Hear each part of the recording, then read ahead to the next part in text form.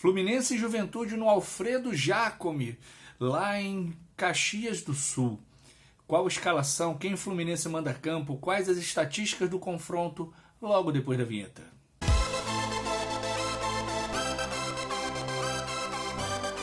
Fala galera, saudações tricolores, tudo bem com vocês? O Fluminense volta a campo agora virando a chavinha para a Copa do Brasil, enfrenta o Juventude lá em Caxias do Sul, nessa quinta-feira às 19 horas. Quem o Fluminense vai colocar em campo? Esse é um mistério, mas a gente tem algumas pistas do que o Fluminense vai fazer. Mano Menezes treinou o time e com a sequência de jogos que nós teremos nesse mês de agosto, onde tem Copa do Brasil, Campeonato Brasileiro e Libertadores, ele deve poupar alguns jogadores, o que eu acho acertadíssimo. Nós temos um elenco com muitos jogadores veteranos que não vão suportar essa maratona de jogos. E como a gente está numa situação ainda muito delicada no Campeonato Brasileiro, esse primeiro jogo da Copa do Brasil é o jogo ideal para que se poupe alguns jogadores. Dessa forma, o Fluminense deve ir a campo com Fábio no gol, Guga na lateral direita, o miolo de zaga com Antônio Carlos e o Thiago Santos, e a lateral esquerda com Diogo Barbosa. O meio-campo deve ter Martinelli como primeiro volante, o Nonato como segundo e o Marcelo fazendo a função do Ganso no meio-campo. O ataque, nós devemos ter o Serna, o Cauã Elias e o Lima, que não é propriamente um atacante, mas para fazer a escalação no 4-3-3, esses números já deveriam ter sido abolidos há muito tempo da análise do futebol, mas para fazer a escalação dessa forma o Lima está por ali, quando na verdade o Lima deve fazer um terceiro homem, um terceiro volante por conta do jogo ser fora de casa, e o Marcelo ter liberdade para flutuar ali entre o Serna e o Cauã Elias.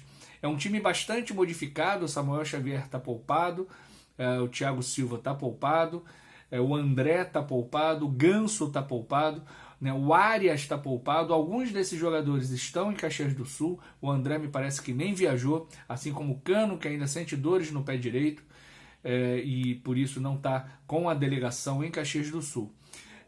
O time do Juventude, desde que perdeu o Roger Machado, que vinha fazendo um bom trabalho lá, ficou meio caranguejo, andando de lado, e não conseguiu crescer, não conseguiu avançar. Basta lembrar que a última partida entre Fluminense e Juventude foi no Maracanã, e a gente sofreu aquele empate amargo naquela falha bizonha do Fábio, totalmente desconcentrado, e perdemos 2 pontos fundamentais ali. E foi um jogo difícil, foi um jogo pegado.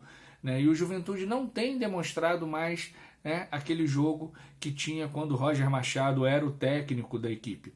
O Fluminense tem boas chances sim de conseguir o resultado lá em Caxias, em que pese o frio que talvez esteja lá, porque tem mais elenco, tem mais time.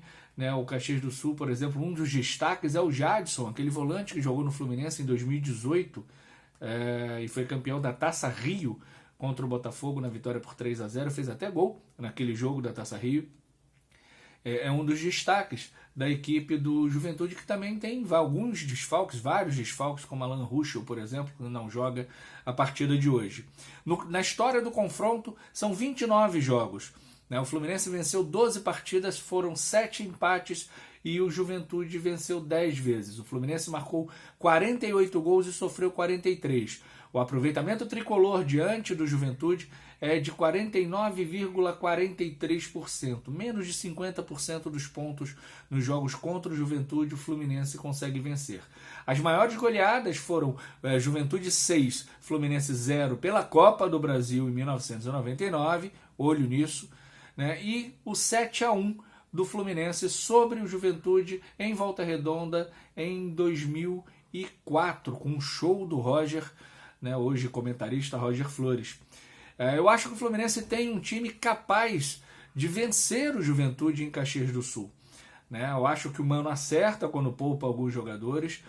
Repito, não gosto do estilo de jogo do Mano Menezes, mas ele acerta e acerta muito em poupar esses jogadores mais velhos ou que tenham tido sequências de lesões, ou o André, que fez 5 ou 6 jogos seguidos depois que retornou de uma lesão grave no joelho.